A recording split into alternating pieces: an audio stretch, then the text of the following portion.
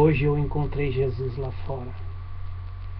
Parece uma loucura aos olhares pouco treinados em enxergar Jesus, a nossa realidade humana, em enxergar anjos, coisas sobrenaturais dentro da nossa realidade, e em perceber a glória de Deus também nos absorvendo, nos envolvendo, porque nós somos acostumados a ver o que nós somos condicionados a ver. Quando se fala que se enxergou Jesus ou anjos, a gente fica esperando coisas, uma teofania, coisas extraordinárias, e no entanto Deus se revela na simplicidade. É preciso estar atento para não deixar Jesus passar batido pela nossa vida.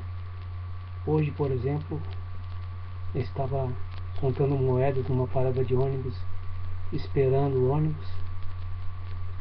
O motorista passou e, se me viu, fez que não viu, passou batido, não me enxergou. A princípio eu pensei em algumas frases assim, daquelas bem simplesinha para ofender, para revidar o menosprezo. Pensei quanto eu tinha me sentido por baixo, rejeitado naquele gesto ali de passar por mim e fazer que não me vê. Mas depois eu resolvi pensar e levar o meu pensamento para um outro nível, pensar assim, que Deus queria me dizer alguma coisa. Se a gente ficar atento, Deus sempre quer nos dizer algo. A gente tem que procurar saber como ouvir a voz de Deus, saber interpretar como Deus nos fala dentro da nossa realidade. Tudo bem.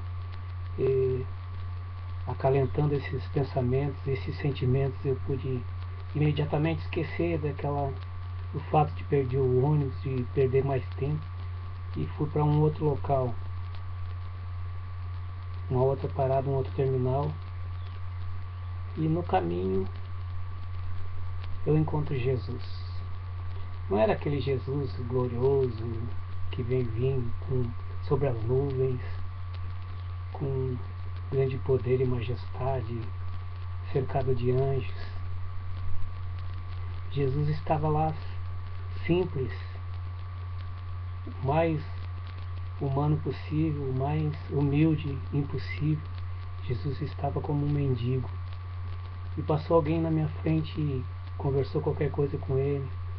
Ele falou qualquer coisa e a pessoa não lhe deu ouvido e foi, seguiu adiante. E daí eu pensei que eu tinha 3 moedas, que era a minha passagem. Eu imediatamente peguei essas 3 moedas e pensei em dá-las a Jesus, e um pouco de amendoim que eu tinha no bolso.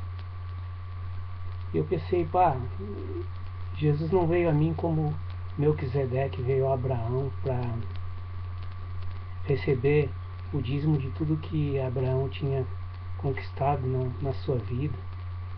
Não veio como o sacerdote Melquisedeque, nem também como aquele homem que escreve o nome da gente num livro grande, depois sobe lá no monte, lá como se aquilo fosse uma coisa muito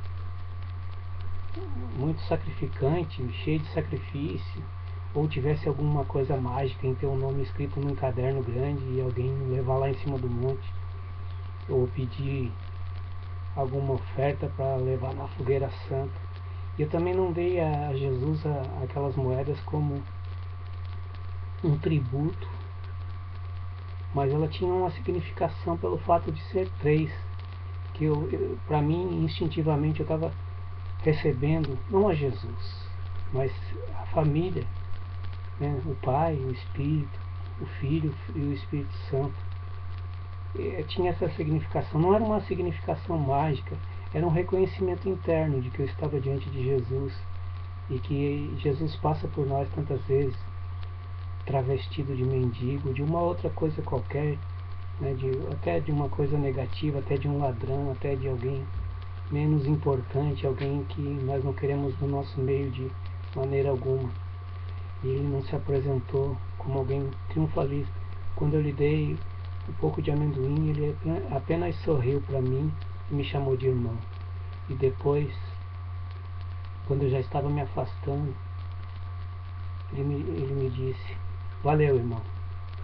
E essa foi uma oportunidade que eu tive de me encontrar com Jesus no meu dia a dia e saber reconhecer que Jesus está aí no nosso meio, porque Jesus disse, não de uma maneira sobrenatural, de uma maneira teofânica, cheia de glória, de pompa, de trombetas, mas Jesus disse que qualquer um que acolhe qualquer um como se acolhesse fosse, né, que seja como se acolhesse a Ele próprio, quem der um copo de água, qualquer um pequenino, em nome de Jesus, e receber como Jesus, qualquer um que a gente encontrar está recebendo a Ele próprio.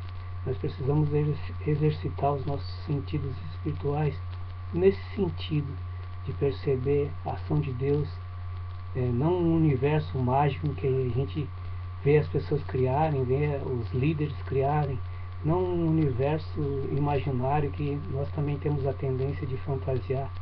Nós ainda vivemos no mundo das fábulas, precisamos sair do mundo das fábulas para enxergar Jesus na veia, no nosso coração, na nossa mente, na nossa realidade. Deus te abençoe, irmão. Deus te abençoe, irmã.